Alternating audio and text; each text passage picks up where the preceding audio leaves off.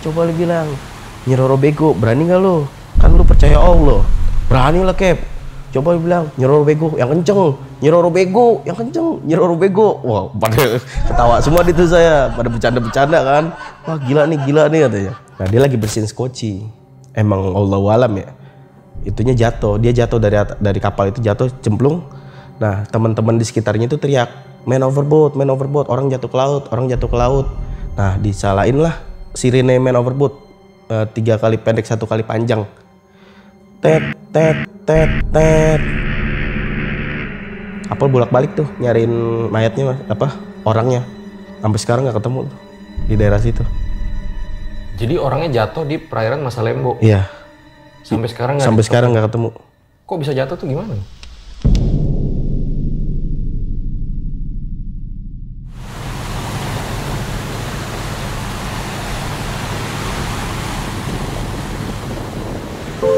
Nenek gue pernah berkata, pelaut yang hebat tidak lahir dari ombak yang tenang.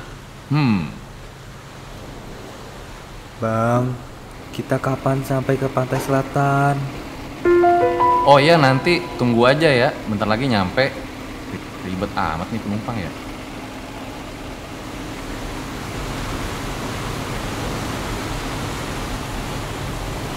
Bang, buruan. Bang, buruan. Saya udah ditungguin Nyai. Saya tahan.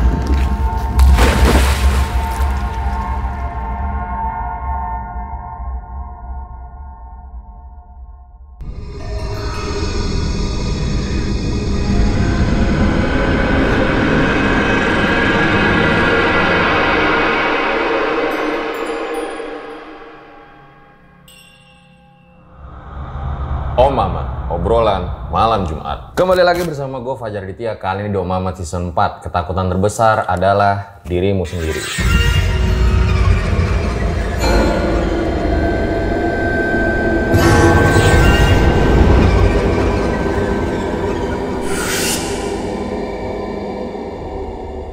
Ya, sebagai inspektur horor tragedi guys, kali ini gue kedatangan pelaku horor yang mengingatkan gue nih dulu di zaman-zaman kerja ya, yang berhubungan dengan dunia perkapalan, dunia laut ya, marine.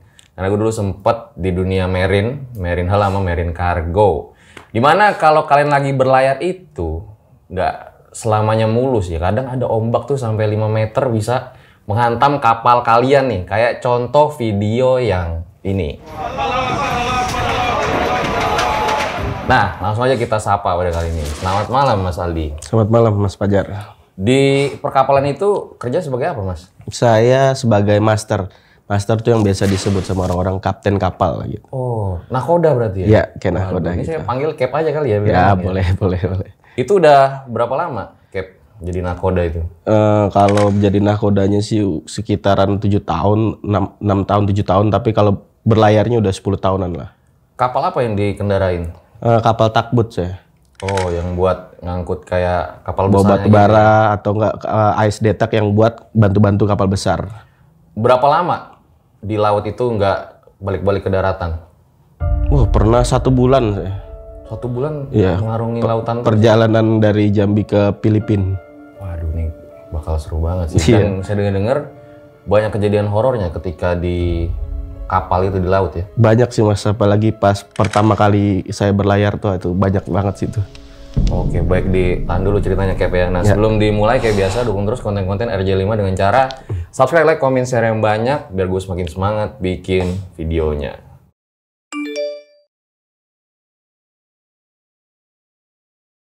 Langsung aja kita mulai. Berikut adalah ceritanya.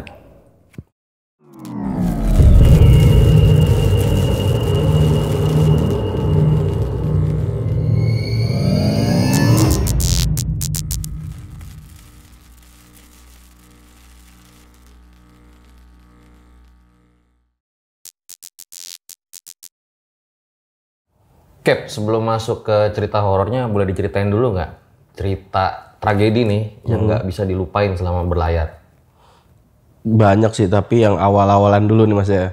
Saya pernah sesumbar lah, kalau kata kita tuh sesumbar. Emang nggak boleh banget sesumbar di laut. Jadi waktu itu kapal saya sama kru kapal saya kan, kru kapal saya ada 9 orang. Itu saya sebagai master, ada chief officer, wakil kapten, second officer, dia yang tanggung jawab sama peta, sama alat-alat navigasi, dan 3 jurumudi, dan sama 2 perwira mesin. Jadi ada yang namanya kita sebut KKM, kepala kamar mesin. Teknisi lah. Ya teknisinya gitu, sama masinis satunya lah gitu. Nah itu pokoknya sama oiler 10 waktu itu. Nah kita waktu itu jalan pengen menuju ke Laut Selatan gitu. Pantai Selatan maksudnya? Pantai Selatan. Nah Pantai Selatan itu kita mau ngelewatin ke ujung kulon, belok itu kan udah daerah samudra kan, udah samudra itu. Nah di situ saya sesumbar, sebelum ngelewatin situ saya sumbar. Saya emang orangnya suka ngeledek-ledekin hal-hal yang mistis lah gitu kan.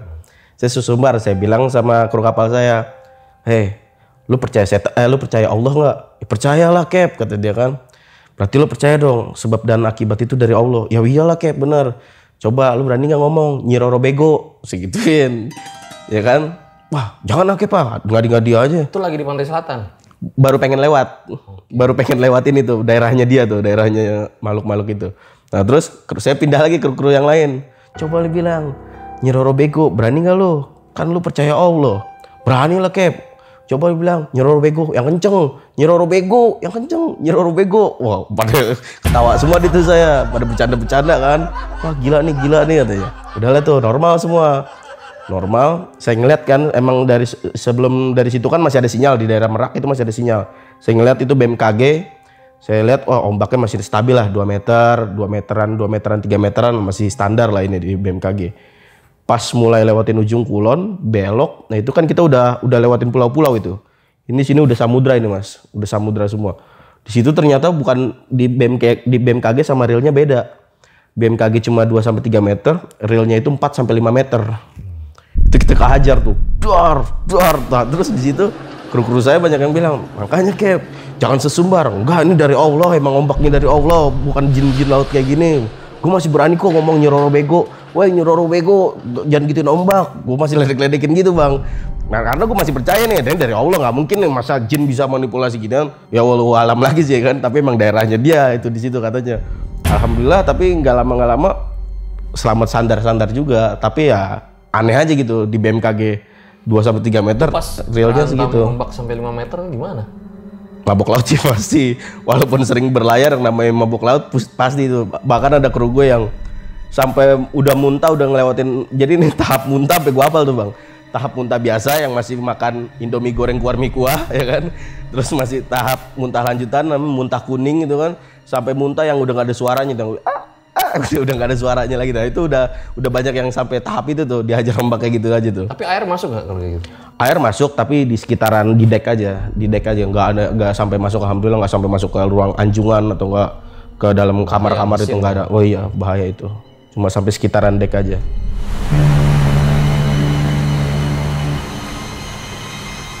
Nah ada juga nih cerita-cerita yang banyak lah dialamin sama pelaut-pelaut sampai sekarang, tapi ya gitu itu aja, numpang-numpang lewat aja kasusnya gitu Bang. Jadi tuh di kapal tuh banyak banget yang namanya preman-preman gitu loh. Ada sih di suatu daerah tertentu tuh preman-preman banyak Bang. Jadi suka minta-minta minyak ke kapal gitu, minta minyaknya itu minta minyak bahan bakar kita. Minta bahan bakar kita, ya misalkan dia bawa galon itu ukuran 30 liter lah. Nah itu dia bawa, satu orang itu bawa 3 galon sampai 4 galon. Nah itu yang naik itu lanjutan tuh. Ntar misalkan rombongan ini dikasih, rombongan berikutnya naik lagi. Rombongan ini dikasih lagi, rombongan berikutnya naik lagi. Tapi kalau misalkan kita nggak ngasih, berantem. Tapi paling nego-nego aja. Dari dia minta 5, ntar kita nego-nego sampai 2 galon. Saya pernah kejadian di suatu daerah, udah saya kasih nih minyaknya, udah saya kasih minyaknya. Terus dia mungkin takut kali ya, takut karena namanya dia nanti masuk ke daerah Polairut ya kan. Dia sampai bilang pas sudah dikasih minyak, "Cap, awas Cap ya. Kalau sampai nama saya masuk Polairut, di Polairut daerah tertentu itu, masuk Polairut." Polairut apa mungkin bisa dijelasin? Polairut itu kayak polisi laut lah gitu, polisi lautnya. Kalau sampai nama saya masuk di markas polisi laut, kalau saya minta minyak di kapal kamu, saya potong leher kamu nanti sampai digituin tuh. Wah itu banyak sih preman-preman itu di kapal. Bawa senjata itu biasanya? Parang, lebih kayak golok dia, banyakan kayak gitu. Tapi pernah ada di suatu daerah bawa pistol rakitan Buat minta bensin itu ya? buat minta minyak itu. Iya. Solar sih kan bahan bakar kapal itu kan. Karena emang banyak banget ya hal-hal di dunia kapal itu ya. Kalau kita buka nih kayaknya waduh rame nih. Wah rame bang. Udah, ntar aja deh itu Iya, podcast aja ya.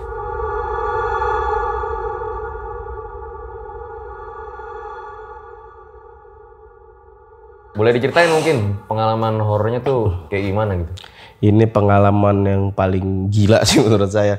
Ini pengalaman saya pertama kali berlayar di kapal penumpang.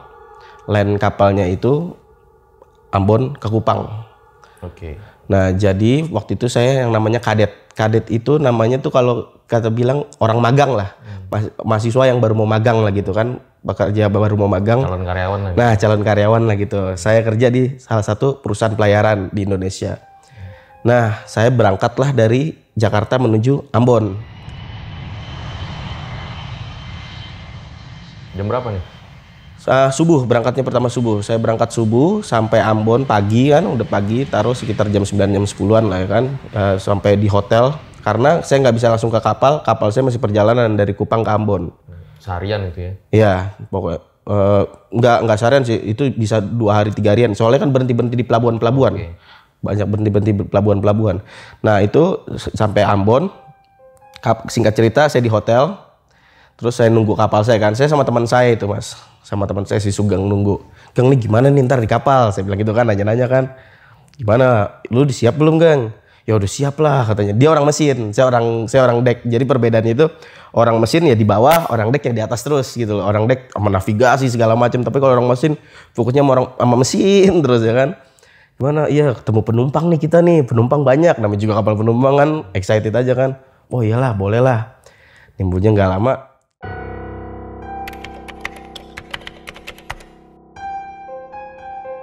Dapat kabar hari berlanjut kapal tiba di Ambon.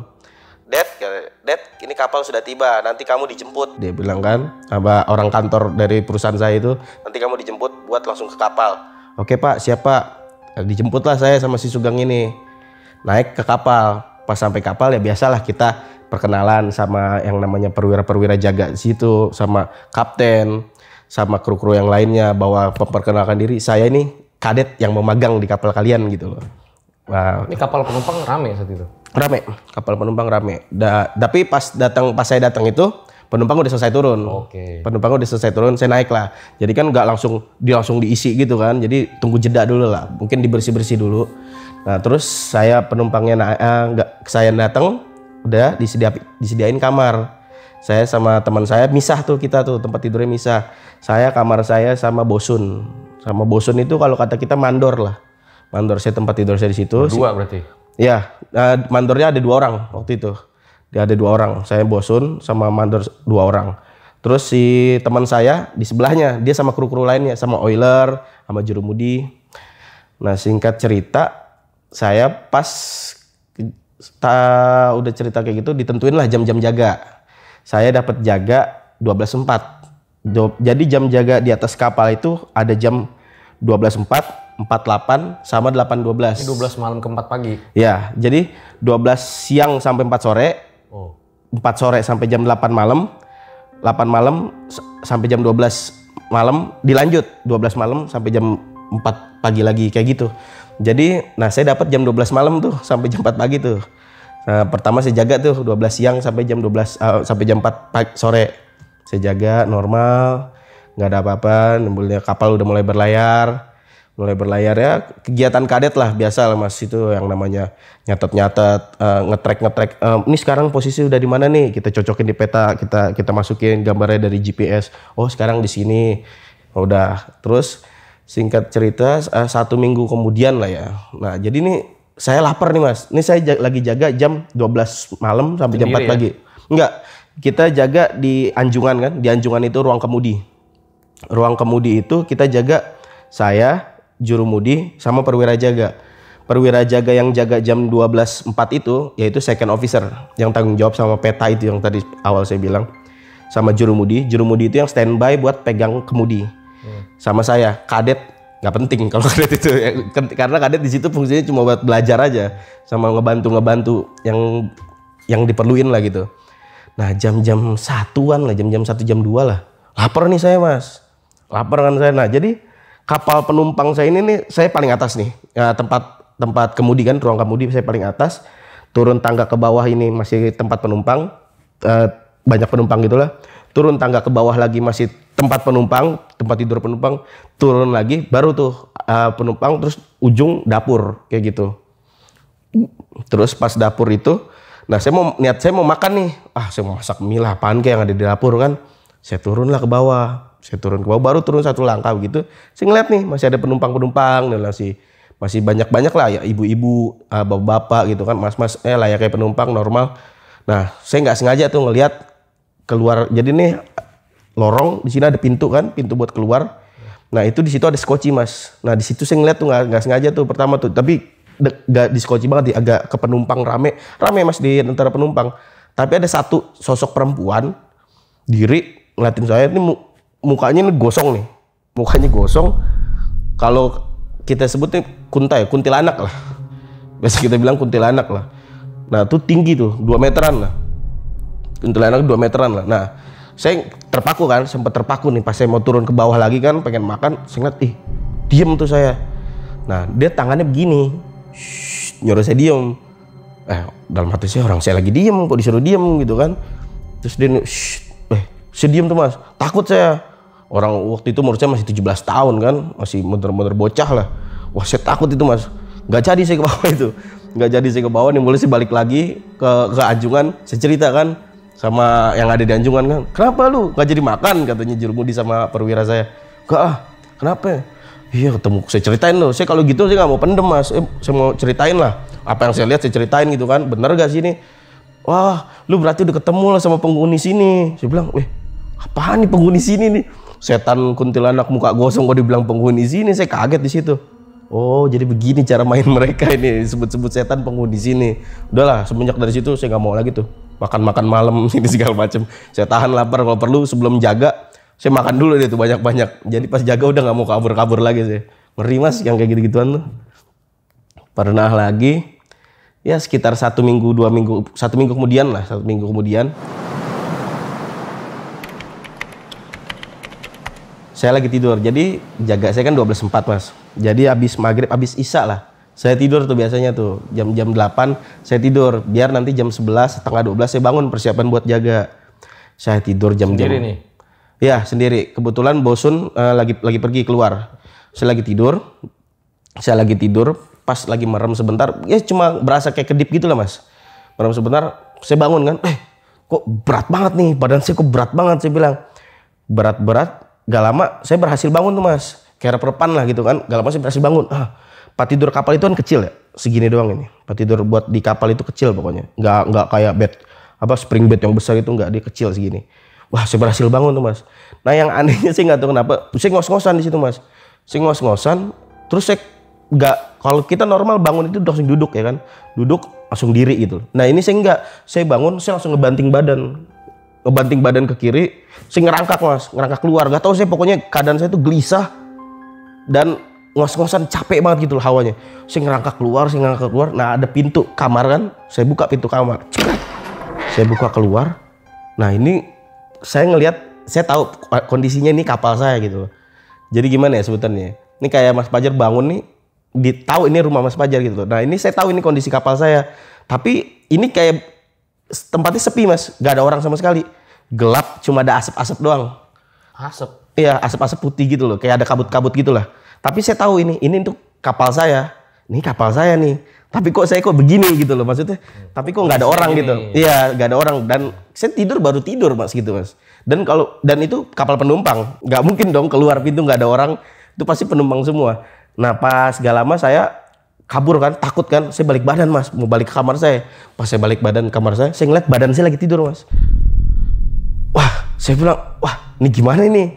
Kok badan saya lagi tidur? Tapi saya nggak mau keluar nih. Wah, saya ngikutin kayak di film-film nih. Coba gue tiban kali badan gue ya. Gue tiban lah itu mas badan saya tuh. Saya tiban badan saya tidur-tidurin tuh. Wah, ayo masuk dong. Sambil merem tuh. Saya sambil merem. Alhamdulillah pas saya melek, kayak masuk lagi tuh ke badan saya tuh. Wah, oh alhamdulillah ini masuk nih. Nah tapi di situ langsung ada cewek pegangin saya mas. Dua orang pegangin saya di kaki sama di tangan. Dan tuh mukanya hancur tuh, dua-duanya tuh. Mukanya nggak jelas lah. Saya sampai nggak mau natap mukanya. Nah di situ saya baca ayat kursi itu mas. Ini entah ayat kursinya salah bacaannya di mana. Itu cewek makin jadi mas. Nggak mau lepas tuh pegangan tangan saya tuh. Wah ini saya baca ayat kursi gimana ya. Terus saya ingat kata almarhum bapak saya. Kalau kamu ketemu setan yang bandel, kamu azan nak katanya. Saya azan lah di situ mas. Saya azan Allahu Akbar, Allahu Akbar. Sampai pas kejadian pas hayyala sholat, oh makin jadi itu mas ceweknya mas. Ini berubah nih mas. Bukannya jadi yang tadi wujud ya serem, jadi cantik mas. Cantik, beneran cantik. Itu dia gini-giniin saya. Gimana sih layaknya perempuan gitu mas. Gini-giniin tangan saya, yang kakinya juga digesek-gesek gitu loh, maaf. Anggota tubuhnya gitu digesek-gesek ke anggota tubuh saya. Wah saya ini godaan nih pikiran saya kan. Saya tetap deh tuh ajan. Hayyalal falah. Itu hilang tuh mas, langsung tuh mas. Gak tau kemana itu hilang. Saya langsung bangun tuh gak lama di situ. Wow berhasil, saya kayak kaget aja gitu tiba-tiba. Langsung saya bangun, saya duduk, langsung saya lanjutin ajan saya kan. Allahu Akbar, Allahu Akbar, la ilaha illallah. Langsung saya ngos-ngosan di situ kan. Wah ini apa-apaan nih kan saya bilang. Saya ajan di situ, gak lama tapi habis di situ saya nyalain lampu mas. Saya nyalain lampu, saya maki-maki tuh. Woi lu kalau berani jangan pas gue tidur doang dong. Ini gue udah bangun nih, sini lu. Padahal pas ketemu kemarin aja saya takut ya kan. Tapi saya tantang begitu. Wah, abis itu saya cerita deh tuh mas. Sama bosun saya, sama kru kapal saya. Tapi asli ya, gue merinding loh nih Cap. Dengerin Iya. Pas lu aja. Iya. Itu sosok ceweknya kayak gimana? Pertamanya hancur, tapi pas saya azan. Itu kayak gimana? Kayak koreng gitu, baru dibuka gitu loh. Kayak begitu loh mas. Saya saking takutnya saya nggak mau ngeliat mukanya. Keadaan saya begini, tiduran begini kan. Nanahnya gitu ya? Iya kayak begitu. Keadaan saya tiduran, ini dia di samping sini, ini satu pegang sini, satu pegang kaki. Tapi anehnya dia padahal megang sini doang. Tapi seluruh iya ada dua. Tapi seluruh badan saya nggak bisa gerak. Padahal dia megang sini sama sini doang. Wah saya bilang. Nah pas saya azan itulah dia langsung berubah jadi cantik. Sama baju putih juga. Dia dibilang kayak kembenan begitu. Pokoknya jadi cantik mas. Saya nggak terlalu detail saya ngelihat dianya, tapi yang jelas itu pokoknya cantik lah. Dia berubah jadi cantik dan digesek-geseknya itu loh. Tapi saya mikir wah ini godaan nih, saya bilang. Udah saya lanjut azan aja terus. Godaan tertinggi itu ya? Iya. Bahaya nih kalau misalkan saya berhenti azan ntar berubah lagi berabe. Udah mending saya lanjut azan aja udah terus. Tapi alhamdulillah pas hayyalal falah tuh hilang tuh mas. Dan saya terbangun di situ, tapi saya langsung lanjutin ajan saya sampai la ilaha illallah. Abis itu cerita ke temen tuh yang ngalamin itu? Iya cerita ke teman. Terus katanya? Saya cerita ke teman, terus kata teman saya, wah lu ngawur kali lu mimpi kali lu. Saya bilang ya emang ngelihatnya mah orang mah mikirnya kayak mimpi, tapi yang saya rasain real. Udah bilang enggak lu mimpi. Orang katanya si bosun saya serang saya masuk kamu udah ngos-ngosan katanya. Keadaan kamu emang udah ngos-ngosan katanya si bosun saya. Dia nggak tahu apa yang saya alamin. Pokoknya pas udah selesai itu, gak lama dua bosun saya datang ke kamar tuh. Di situ saya ngobrol, saya cerita, saya jelasin semuanya. Terus teman saya yang si Sugeng itu saya ceritain katanya, enggak lo, masa ada kayak gitu sih gue emang pernah ngeliat katanya. Tapi buat ngalamin jasad lepas itu tuh ekstrim banget. Ya, saya bilang gue ngerasain kayak begitu, mau gimana? Saya Tapi bilang. banyak juga ya kru di kapal itu yang lihat sosok cewek baju putih mukanya gosong itu ya? Enggak banyak. Si Sugeng pernah lihat ya, teman saya itu pernah lihat, dia bilang. Dia pernah ngeliat si cewek sosok putih itu. Nah itu kadang katanya si Sugeng kalau misalkan dia lagi makan di tempat di salon, disebutnya kan salon ya, padahal ruang makan. Itu kadang suka ngeliat tuh kata si Sugeng tuh, kita lagi nyendok nasi, dia ikut duduk di bagian pojok ceweknya itu. Nah itu yang dibilang katanya penghuni sini. Yang dibilang sama perwira saya penghuni sini. Kurang ajar bener tuh dibilang penghuni. Ada lagi, Cap? Ada sih mas, itu yang paling gila sih nih menurut saya nih.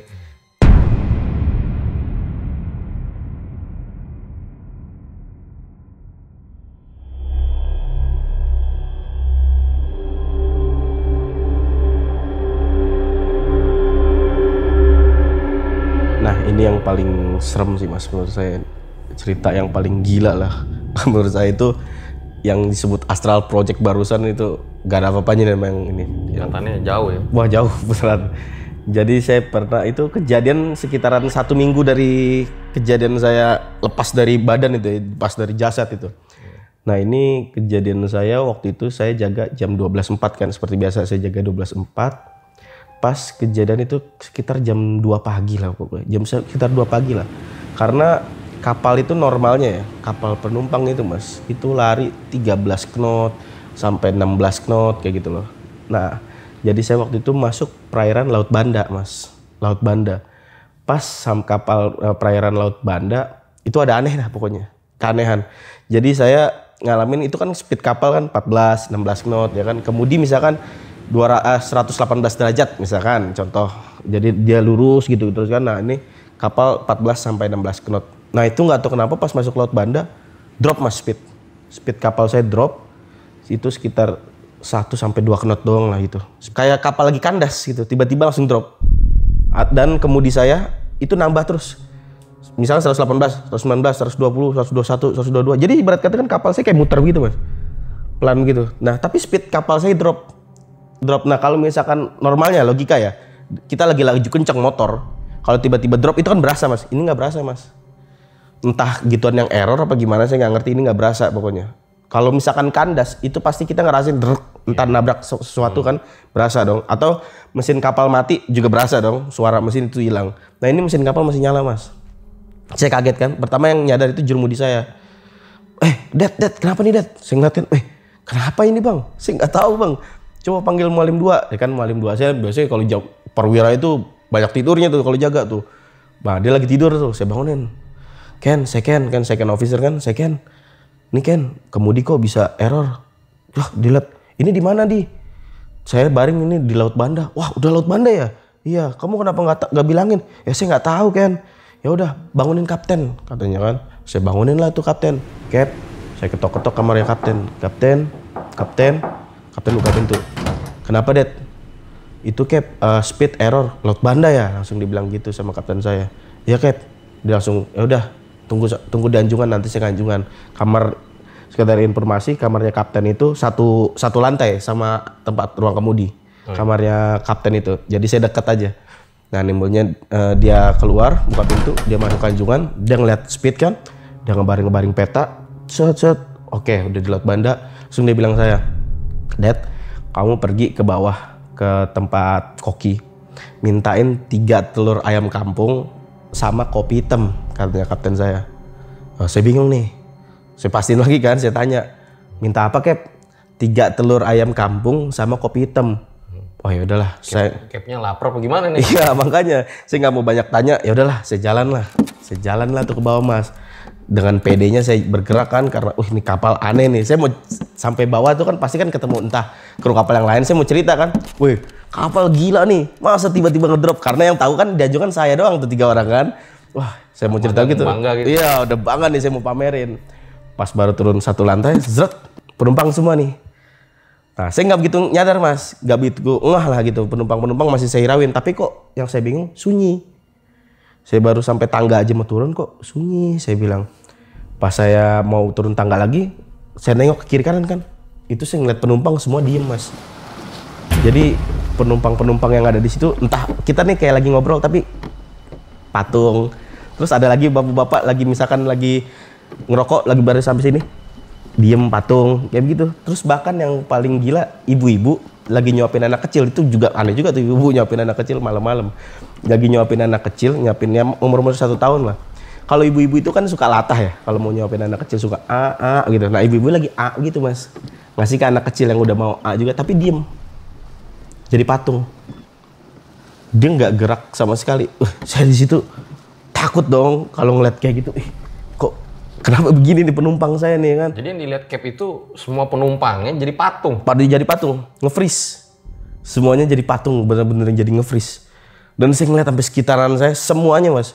Nggak 4-5 orang, tapi itu semuanya bener-bener jadi Berapa patung. Itu kira-kira? Penumpang saya ini jadi yang zaman dulu itu kan belum pakai scanan ya, masih pakai tiket karcis itu. Jadi banyak penumpang ilegal. Kayak penumpang itu maksimalnya itu cuma 500 orang. Nah, ini di kapal saya itu sampai 800 orang penumpang di situ. Itu 800-nya semua jadi patung. Nge-freeze. Nge-freeze, Mas. Dan yang anehnya lagi semuanya itu, tapi saya nggak ngelihat sampai keluar kan. Gila kali saya lagi nge-freeze gitu, saya pastiin semuanya di patung. Tapi yang saya ngeliat sekitar saya itu nge-freeze. Dan suasananya ini sunyi banget, Mas. Sunyi, saya cuma dengar suara-suara laut doang. Sama suara angin-angin aja itu. dan semuanya penumpang nge-freeze. Dari situ saya balik bareng, saya turun tangga kan. Wah, saya gerakan saya lambat banget, saya nggak berani gerak cepet. Nah, karena saking banyak penumpang sampai di tangga itu banyak penumpang juga mas. Nah, penumpang yang di tangga itu duduk itu masih nge-freeze juga, diem aja. Lagi ngobrol nih, kayak kita lagi ngobrol, tapi begini duduk diem aja. Ya kan saya mau nggak mau ngelewatin ya. Jadi saya ngelewatin, wah saya pelan-pelan banget tuh ngelewatinnya. Udah sampai turun 2, 3, pas ke bawah lagi, barulah saya ke tempat koki, ke tempat dapur lah gitu, ke tempat chef. Nah saya buka, saya minta sama koki, baru buka pintu, koki saya juga barengan lah gitu. Nah, koki saya juga baru mau buka pintu juga, papasan lah kita. Kenapa? Kapten, ini baru ngomong kapten gitu dong, dia langsung ngasih saya 3 telur ayam kampung sama kopi hitamnya. Nah di situ saya ngelihat ada kru kapal saya. Nah tapi kru kapal saya di situ kayak normal mas, tapi nggak ada yang bercanda gitu loh, nggak ada yang bercanda, nggak ada, semuanya saya ngeliat mukanya tegang gitu loh. Dan satu orang ngeliat ke saya cuma bilang, shh, coba begitu-gitu aja, kayak udah lu jangan panik kayak gitu loh. Ya namanya juga saya pertama kali mas, umur 17 tahun ngerasain kayak gitu, ya panik lah. Dengan saya megang ini gemeter saya mas, jalan itu gemeter. Baliklah saya ke atas kapal lagi, ke ruang kemudi kan, samperin kapten, saya bawa nih 3 telur ayam kampungnya sama ininya. Tuh kokinya juga aneh tuh mas, kokinya saya baru datang, saya belum minta, jadi dia ngasih. Ini kan berarti kan udah secara nggak langsung di situ sering kejadian kayak gitu dong, ya kan? Nah tuh kokinya ngasih kayak gitu, nih katanya. Oh ya udahlah, saya bawa lah. Itu saya bawa pelan-pelan banget, itu saya bawa pelan-pelan. Ya namanya juga kopi hitam masih panas nih mas. Gak sempet nanya tadi yang, oh ya kan disuruh diem ya? Iya suruh diem, pokoknya katanya dia udah diem aja katanya. Nah terus saya bawa pelan-pelan. Nah ini yang ketemu bener-bener jin sih, kalau kata saya udah jin ini, bukan setan lagi mas. Soalnya saya jadi pas pengen naik ke lantai anjungan, ke lantai kemudi. Nah saya nggak sengaja lagi ketemu, ya buntut mata kan ngelihat ya mas ya. Nah pas ngelihat, gara-gara ngeliat kok kayak ada yang diri itu loh. Nah pas saya nengok, beneran wujudnya ini mas tinggi besar mas. Ada 5 meteran tuh ada tuh mas. Pokoknya dia di bawah skoci. Skoci itu kan tinggi ya. Apa tempat naruh skocinya itu tinggi. Nah dia hampir setara sama tempat naruh skoci itu. Tinggi mas, besar. Tinggi besar. Terus mukanya ini matanya merah. Matanya merah, giginya ini tajam-tajam nih mas. Terus air liurnya keluar terus. Badannya ini penuh bulu nih, bulu-bulu hitam. Mukanya kalau kata kita kayak barong lah gitu, kayak bener-bener barong lah. Nah ngelihat saya nih kayak orang nafsu mas, kayak wih, sampai begitu ngeliatin sayanya kayak orang kesel gitu loh. Saya ngeliat, wih, saya gemeter mas. Saya pegang kopi hitam, udah panas lagi kan kopi hitamnya, sama telur. Itu saya ngeliat begitu, sampai nangis saya mas, keluar air mata, tapi nggak. Tolong, nggak sampai begitu saya, tapi wah bener-bener sampai keluar air mata, saya sampai nangis. Saya jalan pelan-pelan lagi, saya itu bener-bener nge-freeze dulu tuh mas. Itu nggak bisa itu kita ngelihat langsung kabur, nggak bisa itu. Saya ngelihat yang kayak begitu, nge-freeze dulu, saya diem. Wah ini apa nih kan ditemuin kayak gitu. Itu sampai sekarang itu wujudnya saya masih ingat itu mas. Itu kalau beneran ngedalamin trauma lah, karena dia begini terus dia kayak sampai begitu mas, sampai bener-beneran kayak orang kesel gitu loh sama saya. Wah apaan itu kan, udah saya bawa lagi pelan-pelan. Alhamdulillah saya berhasil sampai Kanjungan. Kapten bilang, kenapa lama betul? Saya bilang, kata kapten gitu kan. Enggak Cap, nanti saya ceritain. Ya udah sini, bawa keluar katanya, bawa ke samping kapal itu. Jadi di Anjungan itu ada ruang ke sebelah, itu namanya pancarwala buat ngeliat-ngeliat sekitar, keadaan sekitar gitulah. Nah saya di depan situ sama kapten. Dia gak lama kapten baca mantra apa nggak jelas lah, baca itu nggak jelas. Dibuang lah itu telur ayam kampungnya mas 1, ceplung. Oh, ke laut, dibuang ke laut. Ceplung, dia buang ke laut. Sama kopinya mending kopinya doang, sama gelas-gelasnya mas, dilempar ke laut. Stress. Wah, saya takut nih, saya tinggalin kapten saya. Cap, saya izin masuk duluan Cap. Iya, udah iya. Karena ini lagi kayak ritual gitu mas. Saya masuk duluan gitu, saya cerita sama jurumudi saya kan, sama second officer saya. Tuh kapten bacaan, udah lu diem aja katanya jurumudi saya, biarin kapten yang kerjain katanya. Oh ya udahlah. Terus nggak lama kapten datang, tawa dia, kenapa pada tegang semua? Saya dalam hati saya, orang gila kali ya, nggak tahu apa yang saya barusan lihat gitu kan. Nah terus nggak lama setelah itu mas, anehnya speed kapal normal mas, tit kan ada bunyi ya, ada kalau kemudi itu kan bunyi tit tit gitu. Nah speed couple normal mas, speed couple normal jadi 14 sampai 15 knot aja. Terus kemudinya yang dari 118 balik lagi ke 118, zret, normal semua, zeng. Bener-bener kayak zzz, kayak hawa beda gitu loh datang, datang. Nah yang saya bingung, saya ngeliat jam dong, karena kejadian itu saya inget banget, saya ngeliat jam itu jam 2. Pas saya ngeliat jam lagi, itu masih jam 2 Bang. Hah? Maksudnya gimana? Jadi kan saya dari kejadian saya ngambil telur, ngadep ketok-ketok kamar kapten, speed hilang ke bawah, itu kan lama. Itu sebelumnya saya lihat itu jam 2, sebelum saya ketok-ketok kamar kaptennya saya lihat jam 2. Tapi pas kejadian selesai itu Padahal masih itu lama tuh. Padahal lama. Jamnya rusak kali? Enggak. Yang di bawah juga saya sampai ngecek-ngecek di bawah di kamar saya masih jam 2. Oh, jadi kayak nge-freeze gitu ya? Kayak nge-freeze gitu. Nah itu yang semuanya itu masih jam 2 pagi. Nah terus kapten saya bilang, saya cerita dong sama kapten saya kan, Cap, ini saya tadi di bawah, saya ceritain kan, saya ketemu wujud nih kurang ajar nih Cap, wujudnya gede, besar, saya bilang. cerita gitu. ke Cap? Saya cerita. Saya mau kru kapal saya diem tuh, yang jurumudi sama second officer saya diem, tapi cuma kapten saya yang bilang, udah jangan panik, ini namanya Laut Banda katanya.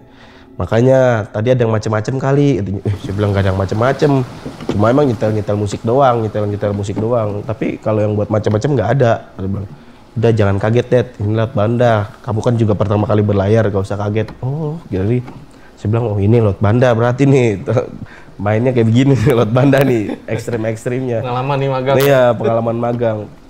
Nah, abis dari situ saya jaga normal itu kan, jam 2, jam 3, jam 4 pengganti saya datang. Nah, logikanya kalau misalkan jam di atas rusak, pengganti saya datang mungkin jam 2:30 udah datang kali kan, mungkin ya kan. Tapi pas waktunya ke jam 4, pengganti saya datang, pengganti jaga saya. Sebelum jam 4 lah, jam 4 kurang 5 lah, jam 4 kurang 5, kurang 10 lah. Pengganti saya datang. Di applause katanya kan, applause. Ya, applause jam jaga, udah saya tulis buku jurnal deck ya kan, saya tulis. Terus saya bilang sama kapten, Cap, ini kejadian tadi saya mau tulis gak di buku harian kapal, saya bilang gitu kan. Gak usah, kamu mau tulis kayak gimana? Kamu mau tulis saya suruh ambilin kamu telur ayam kampung kan nggak mungkin katanya. Oh ya Cap, ya udah, saya nggak tulis deh itu dari situ. Nah semenjak kejadian kayak gitu, kapal sampai Ambon, saya minta berhenti mas. Gak kuat saya di situ, di kapal itu. Karena yang saya cerita kan sama teman kadet saya kan, saya cerita yang lain nggak digangguin kayak gitu. Maksudnya digangguin, kayak ditongolin sama sosok kayak kuntilanak kayak gitu, terus lagi makan ada yang nemenin gitu. Tapi kalau yang sampai kayak saya digangguin kayak gitu terus menerus dalam kurun waktu 1 bulan, gak ada yang pernah gitu loh. Jadi Cap ini sampai resign gara-gara hampir sebulan itu horor terus di kapal. Iya, horor terus saya. Sampai alasan saya sama keluarga saya bilang, ini saya mau ujian nih, saya off dulu ya. Lu kan baru kerja itu di situ 1 bulan gitu. Iya mau ujian biar bisa ikut ujian di sekolah. Alasannya? Iya saya bilang, ya udahlah terserah lah kata abang saya kan. Ya udah terserah, ya mulia, alhamdulillah. Saya bilang sama kapten kan, Cap, saya mau izin Cap, saya mau berhenti. Kenapa Dad katanya? Enggak Cap, saya mau ujian, saya bilangnya gitu kan. Terus saya bilang, ujian apa takut kamu? Takut juga Cap, tapi lebih ininya ke ujian, saya bilang gitu kan. Saya nggak mau dianggap remeh juga dong ya kan. Saya bilang, tapi mau ujian aja Cap. Oh ya udah. Nah dari situ kapten saya bilangin saya, kamu nih katanya, kamu udah kerja di sini, kamu udah ketemu yang namanya jin laut katanya. Terus yang berarti yang saya ngeliat kemarin itu jin laut dong dalam hati saya kan. Iya itu kamu udah ketemu yang namanya jin laut, dia bilang gitu kan. Kalau kamu udah ketemu sama jin laut, kalau ketemu di darat model pocong, kuntilanak, kamu jangan takut gitu ya. Karena kamu udah ketemu yang namanya jin laut. Laut ini sarangnya, mau dimanapun setan, sarang jin jarangnya setan itu ya di laut gitu ya. Kamu jangan pernah takut lagi. Oh dari situ saya alhamdulillah jadi berani dikit lah gitu kalau sama setan-setan tuh mas. Gak sia-sia magang di situ ya? Gak sia-sia magang di situ, terbentuk karakternya. Iya ya, tapi tadi ngomong-ngomong yang jurnal itu penting juga ya, karena penting. Kalau kapal kenapa-napa dilihat dari situ. Ya logbook namanya kan, deck logbook. Jadi kalau misalkan kapal kenapa-napa, jam jaga apa-apa, ombaknya ukurannya berapa, anginnya kecepatannya berapa, itu dari situ semua kita tulis semua nih. Dari jam jaga kita itu 4 jam itu apa aja sih yang kita rasain gitu. Itu ditulis semuanya di situ. Keadaan kapal baik. Nah, tapi kejadian kemarin karena kapten menyembunyikan kejadian itu, jadi saya suruh tulis normal-normal semua, keadaan baik-baik saja. Tapi belum pernah lihat sih di log ada cerita horor ini. Iya emang sih, Kalau Bang. masuk lucu juga ada rekor. Iya. Nah, saya dengar kan mungkin Cap ini juga pernah dengar lah tentang perairan Masa Lembo ya, yang disebut-sebut sebagai segitiga bermudanya Indonesia. Pernah ada nggak kejadian?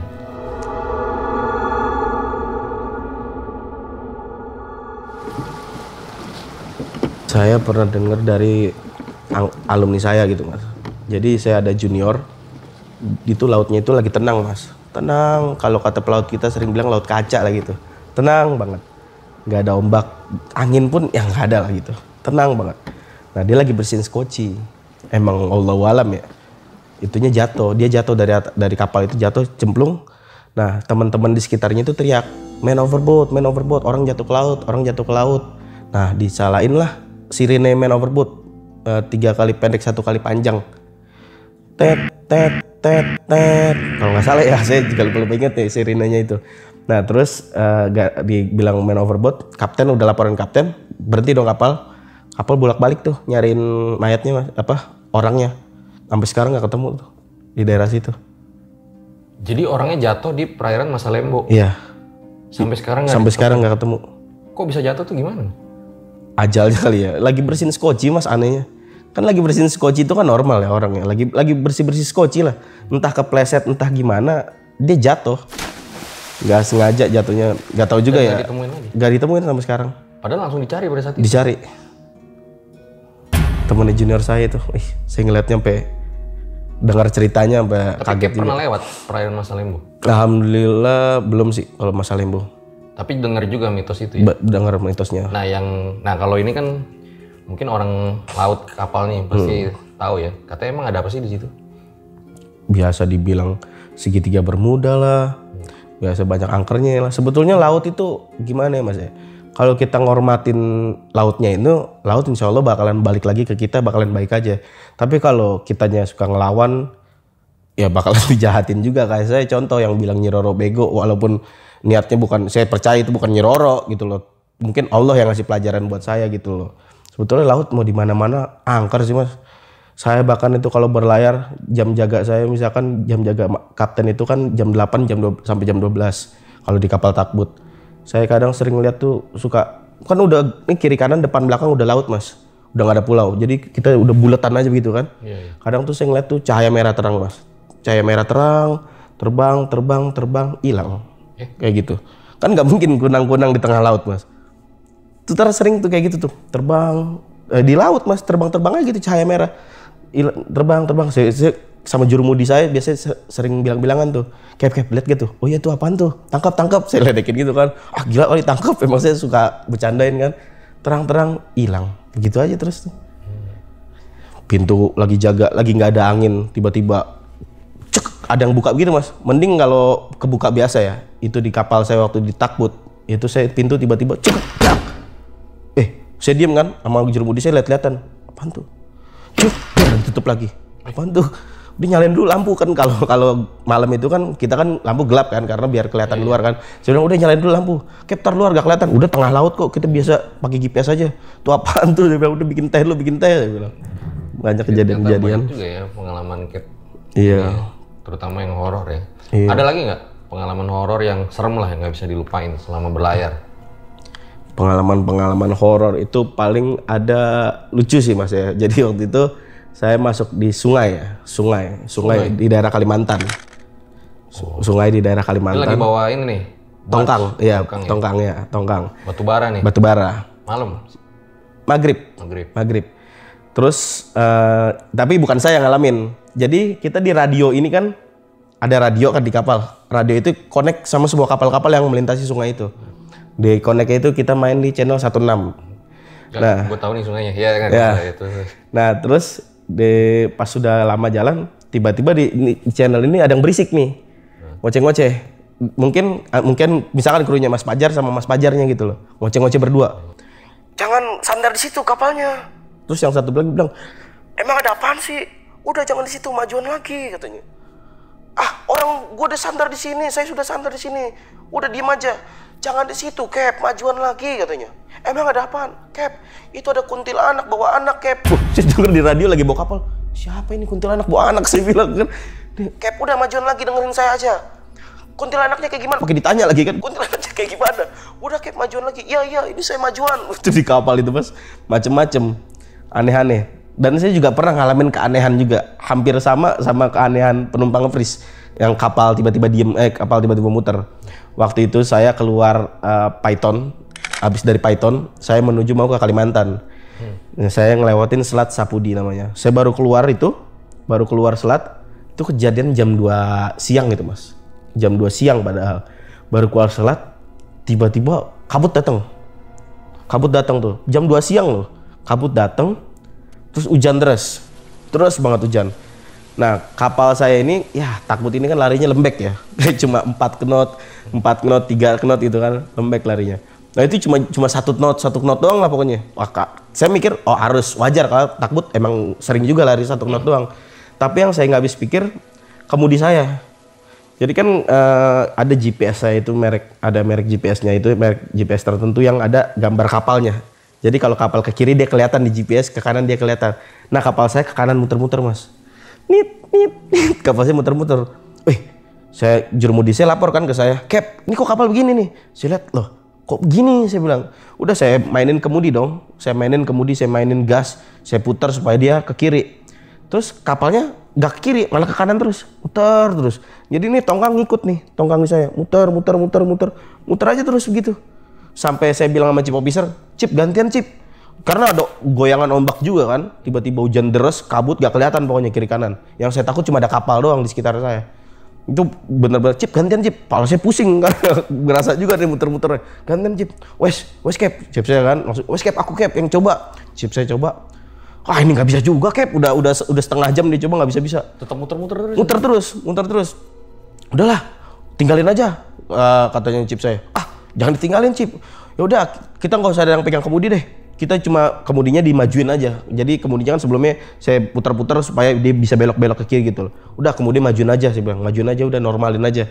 Ya udah, tapi ada yang standby ya, takutnya ada kapal kiri kanan saya. Oh iya standby lah nimbulnya. Tapi gak lama itu saking muter-muter, saya sampai kepala saya pusing Mas, sampai saya sempat terlentang juga karena pusing banget beneran. Kok begini nih ya kan? Pas saya terlentang gak lama, normal nih, ombaknya udah tenang. Cap, udah normal nih Cap. Pas saya lihat, udah normal semua. Speed saya jadi 3-4 knot. Jarum derajat saya jadi normal lagi. Tujuan saya mau ke Kalimantan, udah lurus mentok, udah tembak Kalimantan lagi, udah normal. Dan masih sekitaran situ. Masih sekitaran baru keluar Selat Sapudi itu. Muter-muternya masih sekitaran situ aja. Aneh juga itu kadang-kadang tuh Mas. Laut ini banyak misterinya Mas. Kalau dibilang laut ini sumbernya misteri, wah laut lah kalau kata saya.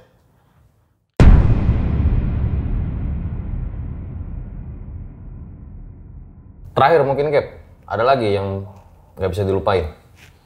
Ada sih, jadi laut ini kan banyak yang bilang tempat setan-setan jahat lah, itu segala macam. Tapi alhamdulillah saya pernah ngerasain sih, dibilang baik sih baik gitu Mas setannya. Jadi saya pernah ada satu kapal ini, mesinnya ini udah tua banget gitu. Sering sakit-sakitan, udah sering rusak lah mesinnya. Kapal tua nih? Iya kapal tua, ini ntar di start, dia nggak mau start. Di start berkali-kali dia nggak mau start. Jadi ceritanya lucu, saya baru join kan di kapal itu kan. Nah KKM-nya, ketua kamar mesinnya di situnya itu orang lama. Dia orang lama lah di situ, udah 4 tahunan, 5 tahunan di kapal itu. Nah saya di situ, terus saya ngalamin di salah satu sungai Indonesia, mesin saya mati lah. Itu mesin saya mati. Terus benerin deh tuh orang mesin. Kalau saya orang dek kan, saya jarang ngebantu gitu loh. Tapi saya iseng, saya ngeliat kan, saya ngobrol sama masinis. Bas, karena udah 2 jam 3 jam ini, kok kita pengen berangkat gitu loh. Tapi mesin nggak bisa nyala, udah 2 jam 3 jam ya sih ke bawah dong. Jam berapa nih? Masih jam-jam abis isya lah. Bas, ini kok nggak bener-bener Bas. Tahu nih Cap, emang mesinnya kayak gini katanya dia gitu kan. Udahlah, nggak bisa dipaksain kata KKM saya itu. Jadi KKM saya dipanggilnya Bas ya kan. Kata Basnya nggak usah dipaksain, udahlah kita rehat dulu lah, istirahat katanya. Ya udahlah, rokok-rokok, ngopi-ngopi, ngeteh-ngeteh lah tuh itu kru di mess room kita. Kita bercanda-bercanda segala macam. Nah terus saya ngeliat itu emang kakek-kakek lewat tuh, lewatin kita orang, kakek-kakek. Jadi ada sosok kakek-kakek penunggu di kapal itu mas. Kakek-kakek. Gimana nih lihat? Bongkoknya jalan-jalan aja biasa, jalan aja gitu. Nah ini tapi pakai peci lagi kakek-kakeknya. Nah pokoknya saya tahu lah itu kakek-kakek dengan keadaan pakai peci, keadaan bongkok. Nah dia lewat aja, nggak bilang permisi, nggak bilang apa, lewat aja udah masuk ke kamar mesin. Nah KKM saya bilang, alhamdulillah katanya. Dia bilang kenapa lo? Karena saya ngeliat begituan juga kan. Lu ngeliat mas? Iya. Tuh tandanya mesin udah bener Cap. Hah? Mesin udah bener saya bilang. Tapi itu apaan tadi? Udah. Coba Cap ikut saya deh. Oh, enggak, saya takut kan mau dibawa ke kamar mesin. Udah ikut saya, kita rame-rame. Ya udahlah, saya ikutlah sama kru rame-rame kan ke kamar mesin. Pas sampai di kamar mesin, itu kakek-kakek udah nggak ada. Tiba-tiba si masih di situ nyalain mesin, nyala langsung mas. Padahal sebelum itu 2 jam 3 jam dibetulin itu mesin nggak bisa nyala-nyala. Dia bilang, Bas, ini ada efek mati lagi nggak? Bakalan mati lagi? Enggak, kalau udah nyala mah, insya Allah sampai pelabuhan berikutnya bakalan nyala terus Cap katanya. Oh ya udahlah, udah nyala tuh. Terus pernah kejadian kayak gitu juga karena saya diceritain kan sama masinis saya itu sama KKM, dibilang Cap di sini tuh kalau misalkan kapalnya mesinnya nggak bener-bener, tunggu kakek-kakek itu lewat Cap. Nah, kalau udah kakek-kakeknya lewat itu udah bener. Pernah waktu itu di sungai lagi, itu hampir mau seminggu mas. Itu kakek-kakek nggak lewat-lewat tuh, kita tungguin tuh. Ini kakek-kakek gue nggak lewat-lewat. Jadi mogok di sungai seminggu tuh. Jadi kita pengen keluar gitu kan, pengen dari tempat jeti ini kita biasanya tambat dulu istirahat, berhenti itu nunggu dokumennya udah datang. Itu dokumen itu kan ini lagi di kayak pelabuhannya gitu. Bukan pelabuhan ya, kayak tempat tambat itu kayak pinggir-pinggir sungai lah. Kita nebeng gitu sama pohon, kita ikat di pohon kayak gitu. Nah, itu nunggu dokumen datang, mesin nggak bisa nyala itu, dokumennya udah datang, mesin nggak bisa nyala, udah hampir mau seminggu. Saya 3 hari 4 hari saya selalu bilang, ini kakek-kakek belum lewat juga mas, belum katanya. Tungguin aja, sabar aja deh, kalau kita tungguin nggak bakalan datang katanya. Nungguin kakek-kakek ya? Iya nungguin kakek-kakek doang. Nah pas udah udah hampir mau seminggu, 5 hari 6 harian, baru tuh kru saya bilang, tapi saya nggak lihat, udah lewat tuh katanya. Masih udah lewat? Iya udah lewat kakek-kakeknya tadi. Ya udah coba start mesin bener nyala. Tuh kakek-kakek tuh mandornya tuh. Jangan-jangan yang punya kapal tuh. Mungkin tuh mas. Aneh juga tuh kakek-kakek. Oke, emang kalau bicara laut ini nggak ada habis ya? Nggak habis ya mas. Seru banget ya, nanti bakal kita bahas di closing.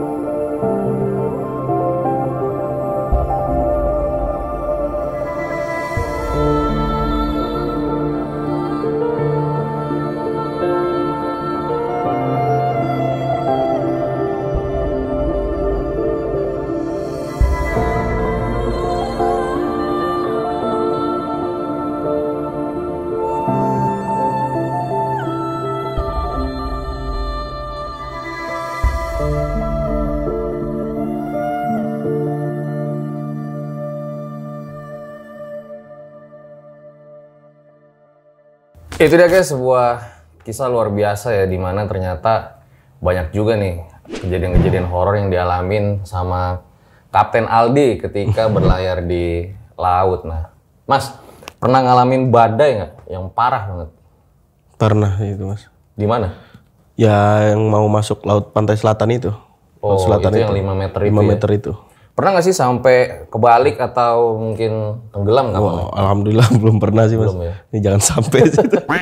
udah nggak tahu lagi tuh 50-50 mas kalau udah ke laut begitu ketemunya juga. Iya betul ya. Dan belum tentu ada kapal lain juga. Iya. Yang bisa bantu ya. Kita mau nyalain suar segala macam juga belum tentu itu. Iya, tapi perairan mana sih yang paling serem gitu ketika lewat? Kalau saya Bukan horornya doang gitu, yang lainnya juga gitu. Kalau saya ya itu Bayah. Nama pelabuhannya itu Bayah, mau masuk situ. Jadi kita harus lewatin laut selatan itu. Itu kita ngelewatin samudra soalnya. Kalau udah masuk samudra itu ombak itu 3 meter 4 meter itu paling rendah itu mas. Karena tuh udah pasti ombak udah pasti gila-gilaan kalau udah lewat samudra itu. Dan kejadian mistisnya banyak di situ. Entah tiba-tiba keadaan normal tali putus sendiri lah, tali tongkang. tali tongkang. Iya, biasa buat tongkang tiba-tiba putus lah. Kalau putus gitu gimana? Saya pernah ngalamin kayak gitu, Mas. Tapi waktu itu mau ke Kalimantan, putus, kru tiba-tiba talinya putus. Dan boleh kita langsung putar balik kapal, kita jemput lagi tali, kita ambil lagi pakai gaco, kita sambungin lagi, kita anchor dulu, berlabuh dulu. Wah, ngadi-ngadi lah pokoknya di kapal itu, Mas. Macem-macem. Tapi enjoy ya menikmati. Enjoy, enaknya itu soalnya kan kita kan walaupun ketemu orangnya itu doang, kita kayak punya keluarga baru gitu loh, teman-teman baru, kerabat baru di situ. Oke deh, thank you Mas Aldi ya udah cerita di RJ5 pada episode kali ini. Thank you ya. Yes. Nah, gue sebagai inspektur horor tragedi akan menyampaikan satu buah pesan nih dari cerita pada kali ini. Menjadi seorang pelaut yang tangguh itu tidak bisa ketika kita menghadapi ombak yang tenang. Selalu ombak besar datang, itulah baru pelaut yang tangguh ya. Nah, mungkin sama kayak dalam kehidupan ya. Ketika ada ombak besar datang kepada kita, jangan mengeluh, jangan mudah menyerah. Karena bisa jadi ombak besar itulah yang akan membuat kita jadi tangguh di masa yang akan datang. Gue Fajar Ditya, RJ5 sebelum undur diri akan menyimpulkan kisah ini. Wah, gila sih. Langsung aja, ciao. Thank you Mas. Ya, sama-sama.